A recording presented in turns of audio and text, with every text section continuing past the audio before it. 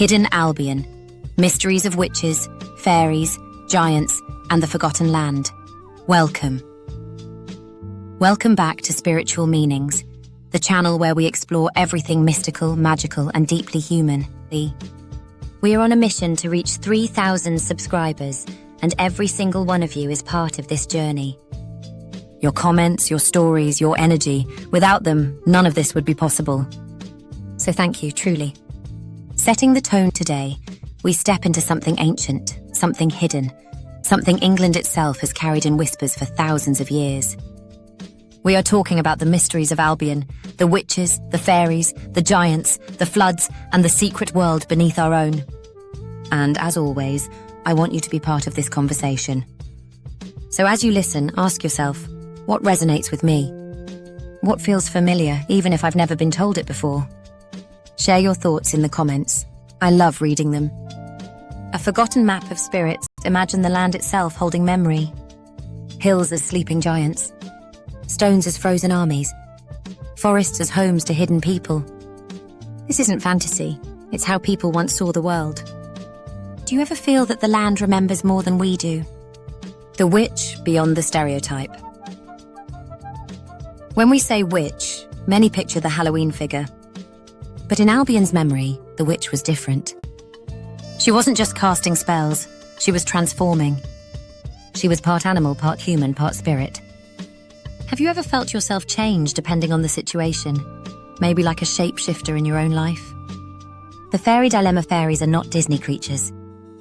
They were feared and respected. They could bless or curse, heal or steal. And here's the strange part, stories of time moving differently in their world. Have you ever had a dream that felt like hours, but you woke to find only minutes had passed? That's the same mystery. Giants in the landscape, every hill, every stone circle, every strange chalk figure. People once said giants made them. These weren't just stories, they were explanations of power. Imagine walking through a stone circle and believing you were standing among frozen beings. Would that change the way you see the land? The power of stone, speaking of stone, petrification was a huge theme. People turned into rock as punishment or as memory. Think about it. The landscape itself as a warning, a story carved into the earth. Do you believe places hold energy? I do. And I think some stones are more alive than they look. The Great Flood stories. Here's where it gets intriguing. Across Britain, there are stories of whole kingdoms drowned, Lyonesse in Cornwall, Cantre'r, Gwaelod in Wales. Bells said to toll beneath the waves. And then we have Doggerland, a real land swallowed by the sea thousands of years ago. Do myths remember truths science only later rediscovers? Dreams as doorways. Have you ever woken from a dream that felt like another life? That's what the old myths say about fairyland. And isn't it curious that stories like Alice in Wonderland follow the same pattern? Falling into another world, food that changes your body, talking animals. Is it possible our dreams are still touching those hidden places? The cycle of forgetting. People forget, but the land remembers. That's the rhythm of Albion.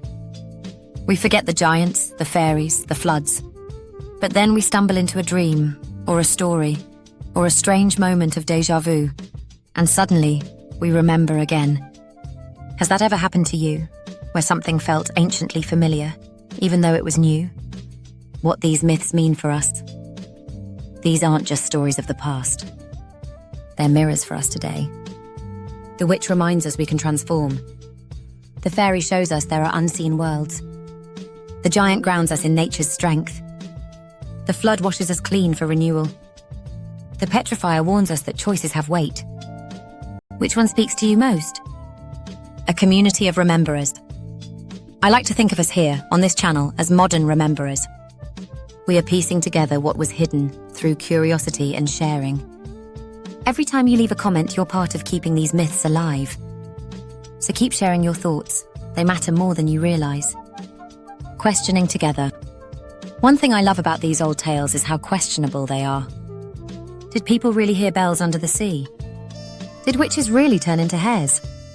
Or are these metaphors for something deeper? The fun part is, we don't need all the answers. We get to wonder together. Practical reflection. So what do we do with these stories? Here's my take. When you feel stuck, remember the witch, transform. When you feel lost, remember the fairy, unseen paths exist. When you feel small, remember the giant, nature is with you. When life collapses, remember the flood, rebirth follows.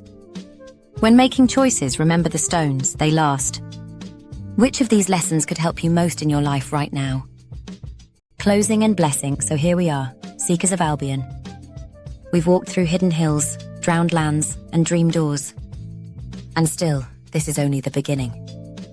If you haven't yet, join us on this journey. Subscribe, be part of this community.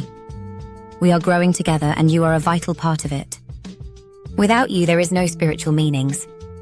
Leave a comment, share your story, tell me which myth resonated with you. I'll be reading them all, and I can't wait to see what you think. Until next time, be well, stay curious, and may the Hidden Albion whisper to you in dreams.